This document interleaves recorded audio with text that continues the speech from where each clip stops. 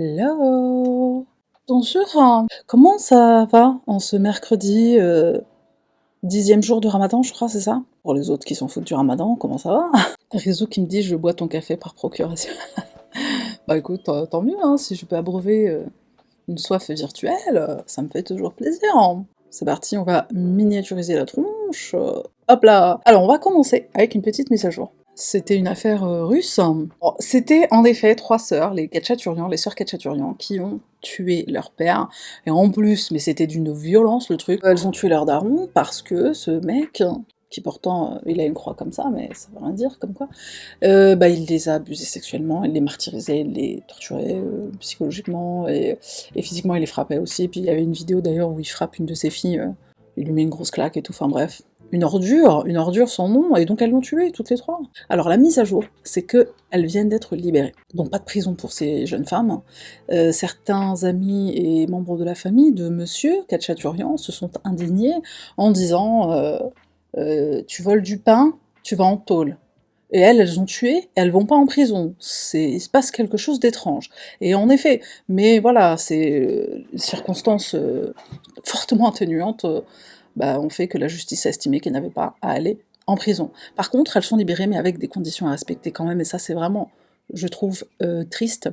Elles n'ont pas le droit d'habiter ensemble, elles n'ont pas le droit de communiquer entre elles, et elles n'ont pas le droit d'utiliser Internet. Donc bon, quitte la Russie à ce moment-là, hein. En fait, je t'invite à regarder déjà la vidéo que j'ai faite, qui est sur à regarder après minuit, et je mets un lien quelque part à l'écran en replay sur YouTube, mini replay. Voilà, je voulais commencer cette vidéo, ce live avec cette mise à jour, hein.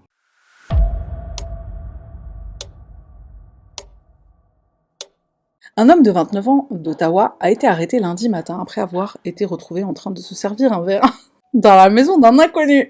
Un résident de Chelsea a eu toute une surprise lundi matin vers 4h15. Donc c'est pas quand même, c'est très tôt, hein, quand il a retrouvé un inconnu attablé à sa cuisine, dans sa cuisine, se servant un verre de rhum, raconte la police de la MRC des collines de l'Outaouais. Tout en gardant son calme et en discutant avec l'inconnu, le résident a composé le 911 afin d'informer les policiers de la situation, relate la police. L'homme, qui lui n'était pas agressif, s'est identifié au propriétaire et lui a simplement mentionné que sa voiture était tombée en panne et qu'il cherchait une place où aller. Une fois sur place, les policiers ont arrêté l'individu sans aucune résistance de sa part. Une enquête leur a toutefois permis d'apprendre que le suspect, un homme de 29 ans, d'Ottawa, sans adresse fixe, avait durant la nuit volé un véhicule pour ensuite venir dans le secteur de Chelsea. Il était détendu, il venait de boire un verre de rhum. Ayant perdu la maîtrise du véhicule et s'étant enlisé en bordure de la route 105 près de l'intersection du chemin Scott, il aurait alors poursuivi son chemin à pied pour se rendre à une première résidence et y voler il volait des articles se trouvant dans 2 véhicules stationnés devant la résidence. Il aurait ensuite continué son périple jusqu'à la maison du plaignant, où il aurait pénétré par la porte principale et se serait rendu directement dans la cuisine. L'individu qui a été interpellé compte plusieurs antécédents judiciaires et faisait déjà face à plusieurs chefs d'accusation de non-respect des conditions de probation du côté ontarien. Il devrait faire face à plusieurs chefs d'accusation qui seront déterminés par le directeur des poursuites criminelles et pénales. Sa comparution devant le tribunal à Gatineau est prévue lundi. Heureusement, cet incident s'est tout de même bien terminé malgré les circonstances. Cependant, et même si vous habitez en milieu rural, nous vous suggérons fortement de toujours verrouiller vos portières de véhicules, ainsi que les portes de votre résidence, rappelle la police de la MRC des collines de l'Outaouais. Tranquille. Il est resté jusqu'à l'intervention des flics, c'est ça qui m'a étonné quand même. Santé, cheers. Tranquille, fais comme chez toi, non? On n'est pas tous comme ça au Canada, vous inquiétez pas. Merci Katimini. Heureusement, sinon je viens plus. Est-ce qu'il a proposé un verre aux flics? Bah ça c'est une bonne question.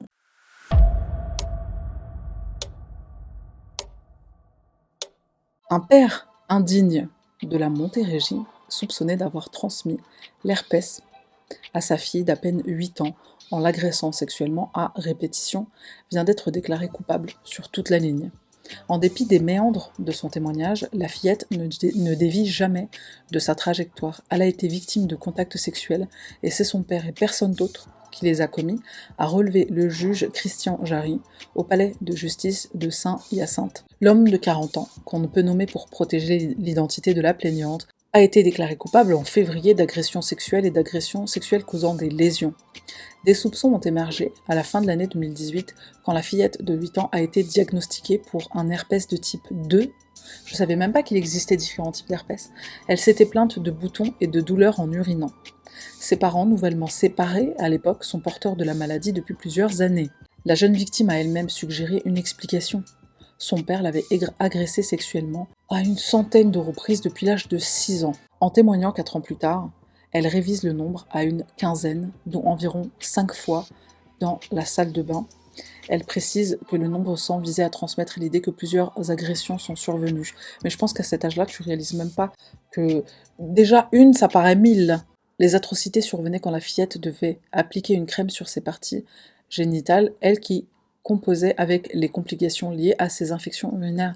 Plutôt que de l'aider, le délinquant en profitait pour assouvir ses pulsions. Après qu'un médecin ait confirmé que la plaignante avait contacté l'herpès, son agresseur a assuré à la direction de la protection de la jeunesse, DPJ, ne pas être à l'origine de l'infection. Ces craintes étaient néanmoins si fortes qu'il en aurait été malade et même hospitalisé. Celui qui a nié en bloc les horreurs qu'on lui reprochait a ensuite témoigné ne pas avoir été conscient de son infection avant un dépistage positif en 2019. C'est finalement l'historique de son dossier médical qui l'a trahi cher. Un premier diagnostic avait été fait en 2014. Pif pour ta gueule. Heureusement qu'il y a des traces. Le tribunal n'a ainsi accordé aucune crédibilité à sa version des faits. Il en a été tout autre pour la jeune victime, malgré des imprécisions et des contradictions. Mais elle a 8 ans. Elle s'est bien exprimée pour son âge, a témoigné de façon posée et la gêne qui l'habitait au moment des déclarations filmées lorsque les sujets de nature sexuelle étaient abordés donne à son témoignage une aura de vérité, a relaté le juge. Le magistrat a par ailleurs mentionné que la fillette n'avait aucune raison d'accuser faussement son père. Je pense que vu le nombre de fois où c'est arrivé et vu les détails qu'elle a dû donner, même s'il y a certaines choses qui se contredisent, ça n'empêche pas qu'il y a de la crédibilité dans son témoignage. Heureusement que la justice a relevé ça. Le père indigne devrait connaître sa sentence plus tard cette année. Il reviendra devant le tribunal en mai prochain. Maître Isabelle Morin représentera le ministère public, tandis que maître Julie Lepage défendra l'accusé. Voilà un long chemin devant elle. Ce qui est bien, c'est qu'il est attrapé tout de suite, parce qu'elle aurait très bien pu continuer à vivre ça pendant encore quelques années. Alors là, on va en Corée du Sud pour notre prochaine affaire, et franchement, j'étais un peu déçue.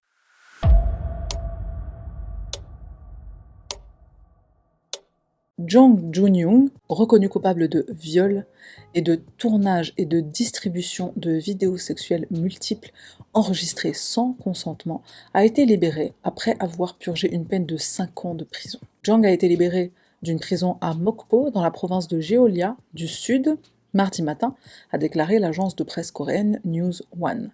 Autrefois figure de proue dans l'industrie du divertissement, il a été reconnu coupable en 2019 par une juridiction inférieure pour son implication dans le tournage de rencontres sexuelles et la distribution des vidéos en ligne et le viol d'une femme à Daegu en 2016.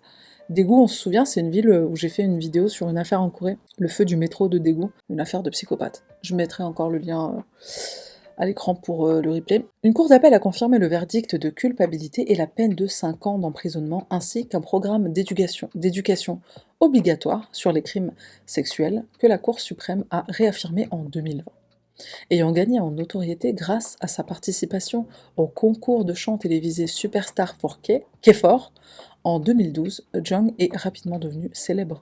Pourtant, sa carrière a pris une tournure en raison de ses problèmes juridiques. Il n'est pas certain qu'il reprendra ses activités en tant que chanteur.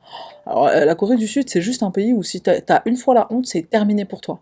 Je pense pas qu'il revienne, hein. Ça m'étonnerait. Dans un pays comme la Corée, c'est pas pardonnable ce qu'il a fait. On est nombreux, merci, ça me fait très plaisir. Merci aux personnes dans l'ombre qui écoutent, qui se curent le nez dans l'ombre, et qui ne chattent pas, mais que vous êtes là, c'est très bien, c'est très bien. J'ai hâte de dire des conneries. Et on y va pour la prochaine affaire, parce que j'ai bientôt une shakshuka à préparer là, donc je vais essayer de pas tarder.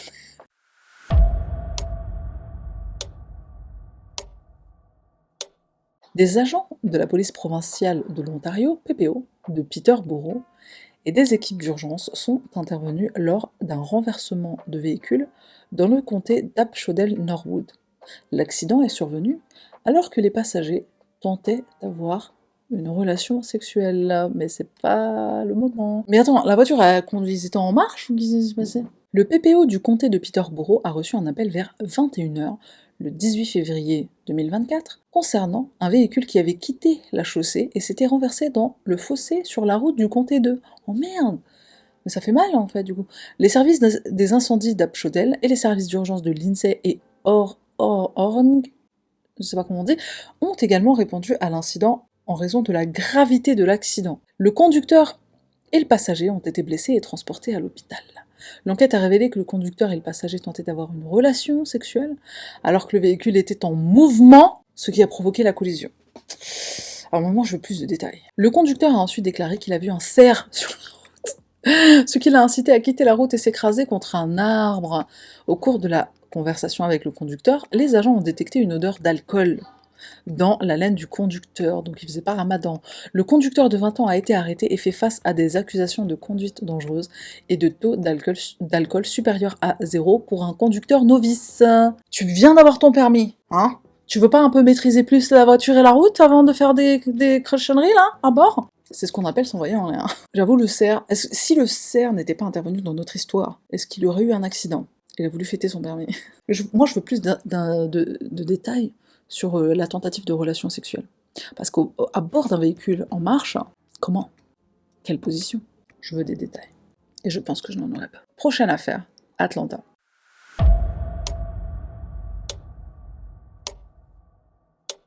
Kenya Butler, 27 ans, habitant Union City près d'Atlanta, a été arrêté, accusé d'avoir dit à sa fille de 7 ans de dérober un sac à main sans surveillance sur une table du restaurant Juicy Crab à Newnan le 2 mars. La police affirme que c'est la mère que l'on voit sur la vidéo de surveillance emmenant la fille vers la table, disant quelque chose à l'enfant et regardant la fille partir avec le sac à main. Que dit-elle du fait de soumettre sa fille à ce crime?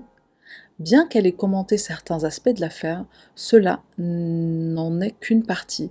Elle a refusé de commenter, a déclaré le détective Taylor Dalton. La police a déclaré que le groupe, accompagné de la mère, avait rapidement quitté le restaurant après que le sac à main ait été dérobé, évitant ainsi une facture de plus de 500$. Comment tu fais pour dépenser 500 balles dans un resto? Alors ça, c'est une autre personne impliquée. Les enquêteurs tentent toujours d'identifier l'homme qui, selon eux, apparaît sur la vidéo de surveillance comme étant le responsable de la facture. Si vous pouvez aider la police à identifier cet homme, appelez le service de police de Newnan. Si c'est lui le seul responsable des 500 balles, eux, ils faisaient quoi dans le resto? Je pense qu'ils ont tous un petit peu mangé. Alors évidemment, je me suis penchée sur la bouffe, parce que je me suis dit, mais un resto à 500 balles. Le resto s'appelle Juicy Crab. Juicy Crab. Le crabe juteux. Alors bon, déjà s'il y a du crabe, c'est que ça coûte forcément un petit peu cher. Et je suis allée un peu plus loin dans mes recherches, parce qu'évidemment c'était de la bouffe, donc moi je voulais en savoir plus. Voici une photo du menu. Il n'y avait pas les prix, il fallait que j'aille ailleurs pour voir les prix. Mais ça c'est pour te donner une idée déjà des plats. Et il y a là la bouffe dans les plats, c'est énorme. Regarde les crevettes. Regarde le nombre de crevettes. Désolé pour les personnes qui font le ramadan, encore plus que 2 heures à tenir. Mais toute cette seafood là, c'est très expensive, hein. J'en bave. Alors j'ai trouvé des photos avec des prix. Et ça m'a pas l'air excessif. Et puis de maïs, tu sais, avec du beurre et du sel quand il est encore tout chaud. Oh, je pourrais tuer pour un demi. Et puis juste la moitié. Comme on peut le constater sur cette photo ci présente, les prix ne sont pas excessifs. Comment tu en arrives à 500 balles? Je pense que en fait ils ont mangé à midi, ils sont restés toute la journée. Et ils ont remangé le sang.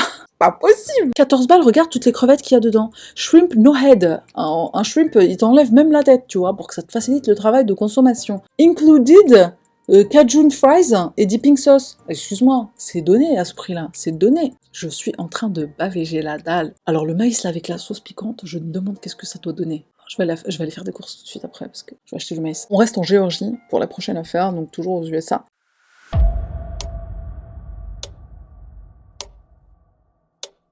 Deux mois avant que la belle-mère de Saïra Barros, 8 ans, ne la batte à mort avec un rouleau à pâtisserie en bois, l'agence géorgienne de protection de l'enfance a reçu une plainte selon laquelle son père la traitait de démon, mais la division des services à la famille et à l'enfance de l'État a classé cette affaire qui comprenait des allégations selon lesquelles la belle-mère aurait blessé l'enfant, lui causant des bleus. Le DFCS, donc c'est le division service à la famille, le DFCS affirme maintenant que la plainte a été mal traitée, licenciant à la fois la travailleuse sociale qui n'a signalé aucune preuve d'abus et sa superviseur, qui a signé les documents. Un examen de leur charge de travail a révélé un travail bâclé avec au moins 3 autres dossiers rouverts selon les dossiers du personnel du DFCS. Je recommande que les 2 employés soient licenciés pour décision/conduite d'évaluation imprudente, a déclaré le directeur du DFCS du comté de Gwinnett,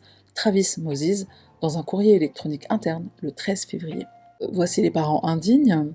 La belle-mère de Saira, Natiela Barros, 34 ans, reste incarcérée sans caution dans la prison du comté de Gwinnett, accusée de meurtre par malveillance, de meurtre criminel, de voies de fait graves et de cruauté envers un enfant au premier degré. Selon la police, le 30 janvier, elle a frappé sa belle-fille 10 à 20 fois avec un rouleau à pâtisserie, notamment sur la nuque. Ça, c'est la maison où ils habitent. Le père de Saira, Clédir Barros, 37 ans, est également emprisonné et une audience sur la caution est prévue mercredi. Les mandats d'arrêt l'accusent de savoir que sa fille était maltraitée, mais de l'avoir quand même laissée sous la garde de sa femme, puis de ne pas avoir consulté un médecin avant la mort de l'enfant. Il est accusé de meurtre au 2e degré et de cruauté envers un enfant au 2e degré. La vraie question est la suivante. La mort de cet enfant était-elle évitable, a déclaré la représentante de l'État, Margaret Olivier, défenseuse de longue date de la protection de l'enfance et membre du comité de justice pour mineurs. Avec le recul, il semble que cette mort aurait pu être évitée. Les archives du DFCS apportent plus de lumière sur ce qui s'est passé le 30 janvier, affirmant que les coups ont commencé ce matin-là parce que Saira ne mangeait pas correctement, ce qui a été le début de la fessée. Les archives indiquent que Saira n'est pas morte immédiatement, la belle-mère l'ayant allongée sur un lit lorsque Saira a dit qu'elle ne se sentait pas bien. Quand la jeune fille a commencé à blanchir, à pâlir, la belle-mère a appelé son mari, qui lui a demandé de prier et tout irait bien. Natiela a alors appelé 2 prêtres du Nigeria avant d'appeler les services d'urgence. 2 mois et demi plus tôt, l'agence avait été informée que des choses terribles risquaient d'arriver à Saira. Des documents montrent qu'à la mi-novembre, quelqu'un a averti le DFCS que la belle-mère de Saira lui aurait fait du mal. On ne sait pas clairement qui a porté plainte ni comment il a connu la famille. L'informateur a déclaré que le père déclare que l'enfant a 2 personnalités et pose un problème avec son mariage actuel parce qu'elle est née hors mariage. Selon l'allégation, le père de Saira a qualifié l'enfant de démon et a admis que sa belle-mère, donc sa femme, perd son sang-froid et discipline l'enfant de manière inappropriée, provoquant des ecchymoses.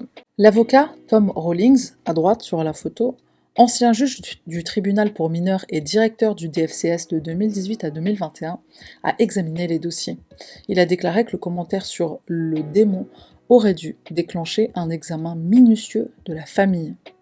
Il y a eu des enfants qui ont été battus à mort aux États-Unis et au Royaume-Uni, et certainement en Afrique, parce que la famille pensait qu'ils étaient possédés, a déclaré l'avocat. Nous devons nous demander si nos gestionnaires de cas, donc les employés des services de protection de l'enfance, comprennent vraiment l'importance et le danger lorsqu'un parent ou un beau-parent dit « cet enfant est un démon ». Une représentante d'État, Mary Oliver, qui a également examiné les dossiers, a déclaré avoir remarqué autre chose d'inquiétant.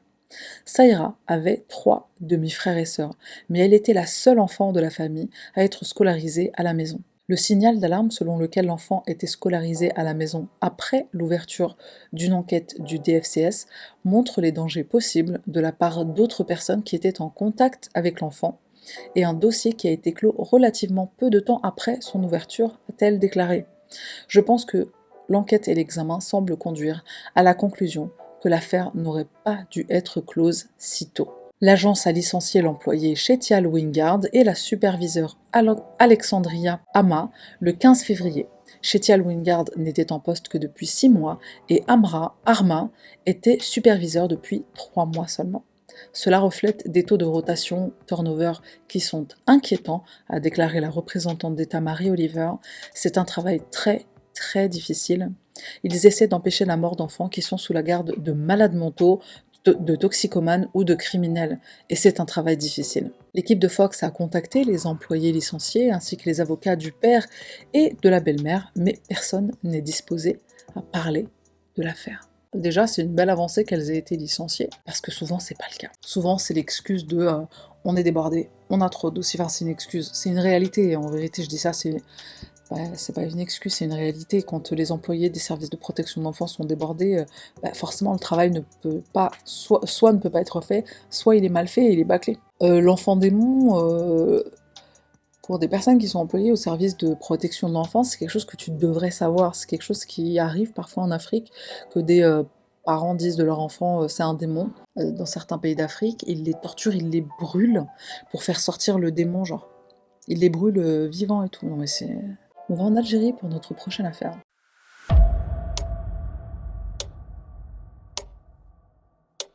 Une jeune femme de 24 ans a été égorgée par son mari dimanche soir, quelques minutes avant la rupture du jeune dans sa résidence de la ville de Ain Lila, dans l'est de l'Algérie.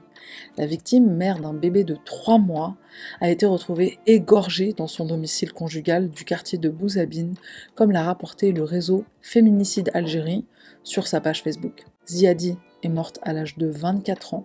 Elle a été assassinée par son mari ce soir, avant la prière du Maghreb, a indiqué Féminicide Algérie, précisant que la victime était régulièrement maltraitée par son époux. La prière du Maghreb, c'est la 4e prière de la journée, c'est celle qui se fait juste avant la rupture du jeûne. Après son forfait qui a secoué l'opinion publique en ce mois de Ramadan, l'assassin s'est rendu de lui-même au service de sécurité pour avouer son crime commis dans des circonstances encore floues selon les médias locaux. Il s'agit du 8e féminicide perpétré depuis le début de l'année dans ce pays secoué, souvent par les violences faites aux femmes, alors que les autorités peinent à endiguer ce fléau qui commence à prendre de l'ampleur. Comment ça qui commence à prendre de l'ampleur ? C'est encore pire aujourd'hui, j'étais pas au courant. Pour rappel, rien qu'en janvier, 4 féminicides avaient été perpétrés, dont celui d'une infirmière de 25 ans qui avait été poignardée à mort sur son lieu de travail pour avoir refusé de se marier avec un jeune homme qui, furieux, lui avait asséné 13 coups de couteau. Ah, si moi je t'ai pas, personne ne t'aura, c'est ça ? Double peine, religieusement et judiciairement. Pendant le ramadan ? Pendant le ramadan, wesh. Il aime trop être près de moi sur mon corps. Il veut tout le temps être prêt, il veut tout le temps avoir un contact avec maman. Son langage d'amour, c'est le toucher, c'est le contact physique, lui aussi, comme maman. Ah, tiens, quand on parle de Daron. Allô ? Maman ?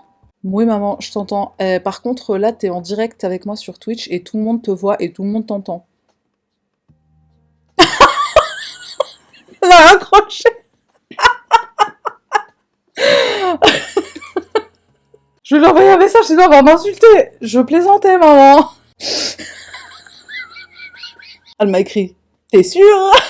Oui, maman, tout le monde est mort de rire. J'ai presque fini le live. Je t'appelle bientôt. Boussa. Dès que j'ai dit ça, j'ai entendu le tut, c'est l'appel qui a raccroché. Ma pauvre daronne, je lui ai fait une crise cardiaque. Angleterre pour notre prochaine affaire.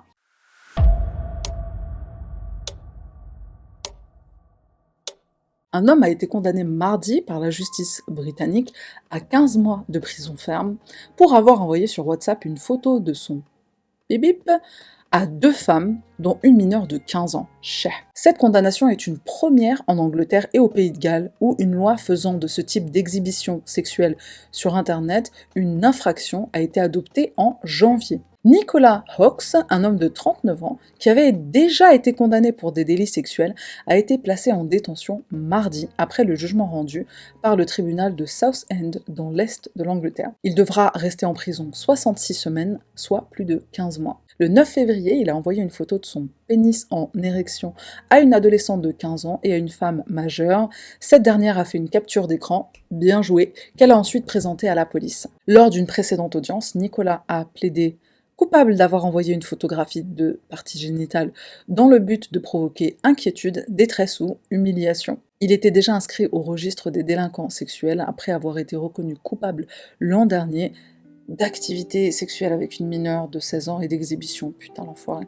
La nouvelle infraction sur l'exhibition sur Internet vise des personnes envoyant des images sexuelles non sollicitées, en particulier des photos de parties génitales, sur les réseaux sociaux, les applications de rencontres ou en Bluetooth. Ah, ça se fait en Bluetooth aussi maintenant, je n'étais pas au courant. En fait, je comprends pas quand c'est pas sollicité. Si la meuf te demande, va, fais ce que tu veux, fais-toi plaisir. Mais quand c'est pas sollicité, c'est très bien que ce soit puni par la loi, parce que du coup, c'est de l'exhibitionnisme qui est fait C'est comme un mec qui va ouvrir son impair belge dans la rue, quoi. On est en train de un peu criminaliser de plus en plus de choses qui se passent sous couvert de Internet et de l'anonymat, et c'est très bien. Et je sais pas si vous avez vu sur Netflix le documentaire, je sais pas comment ça s'appelle en français, mais je crois que c'est Laisse-moi te... j'ai un secret à te raconter, ou Laisse-moi te raconter un secret, ou je sais pas quoi, enfin je l'ai vu en English.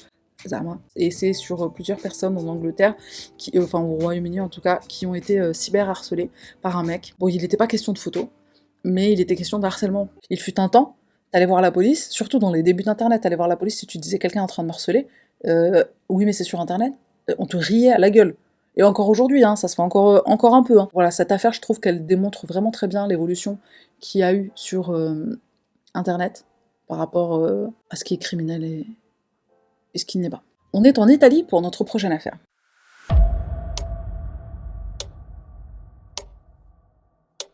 Une mamie de 103 ans, surprise au volant en pleine nuit, sans permis. Cette Italienne a été surprise conduisant en pleine nuit, sans assurance, et avec un permis périmé, alors qu'elle allait retrouver des amis près de Ferrare, dans le nord du pays. C'est bien, c'était pour faire la fête. Il était 1h du matin, dans la nuit de dimanche à lundi, quand les carabiniers italiens, la police locale, ont reçu un appel signalant un véhicule à la conduite dangereuse dans le centre de Bondeno, une ville italienne de 13 000 habitants. La patrouille dépêchée sur place a réussi à repérer le véhicule en question. Leur surprise a été grande quand ils ont découvert l'année de naissance de la conductrice, soit plus de 103 ans, mais encore capable de monter en voiture et d'arriver à Bondeno pour retrouver des amis. Cette femme en question s'appelle Giuseppina Molinari et devient une star sur les réseaux sociaux depuis son passage dans les médias. Vu l'heure tardive, la vieille dame habitant dans la région et qui circulait avec un permis périmé depuis 2 ans était désorientée et continuait à parcourir les mêmes rues. En Italie, à partir de 80 ans, les conducteurs doivent effectuer une visite médicale tous les 2 ans pour pouvoir renouveler leur permis de conduire. La centenaire a été verbalisée puis raccompagnée chez elle par les carabiniers. Mais elle est pas trop cute cette histoire. Regarde comment elle est dosée. Mais elle ne s'est pour autant pas résignée à rester chez elle après sa mésaventure. Je m'achèterai une Vespa ou un scooter, a confié Giuseppina, surnommée Giusse, au journal local La Nuova Ferrara. En attendant, la célibataire se rend chez ses connaissances à vélo. L'histoire de la dynamique vieille dame a suscité la sympathie du maire de Ferrare, Alan Fabri, lui-même originaire de Bondeno. Moi, je donnerais à Giuseppe une médaille plutôt qu'une amende. Avoir une telle force intérieure, ce n'est pas commun, et ça me donne de l'espoir pour ma propre vieillesse, a-t-il écrit sur Facebook. Mais c'est trop magnifique, hein. Elle a 103 ans, elle a la pêche. Et t'as remarqué qu'elle est sortie de chez elle à 1h du matin pour aller retrouver des potes. Même moi, je fais pas ça. À 1h du matin, la meuf, elle était chaude pour aller chez des potes. En voiture. Ça donne de l'espoir, en effet. Alors moi, j'en ai plus, c'est terminé. C'est à 1h du matin, moi, je suis pas capable d'aller sortir. Enfin, si, je suis capable, mais je suis très fatiguée. Elle est trop mignonne. Franchement, elle est trop mignonne. Par contre, je suis agréablement surprise par l'Italie qui impose une visite médicale tous les 2 ans, quand t'es senior. Franchement, je trouve que c'est très très bien. Et on fait pas ça en France, il me semble. Il me semble. Petite soirée échangiste, ils échangent leur dentier. Excusez, t'es grave. Il y a d'autres pays où c'est comme ça ou pas? Le Canada, par exemple. Vous avez une obligation de visite médicale pour renouveler le permis après un certain âge? Moi, je trouve que c'est bien. Mais du coup, elle s'y est pas tenue. Elle en avait rien à foutre. Merci de votre présence. Et on se retrouve dimanche pour un live plein d'émotions encore, j'espère. Sahaf Turkom, bon cuisinage pour les personnes qui vont aller cuisiner et rompre le jeûne.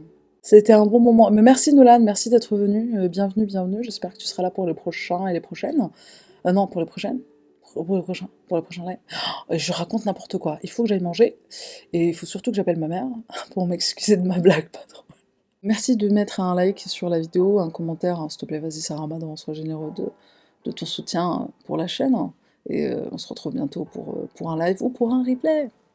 Et merci encore.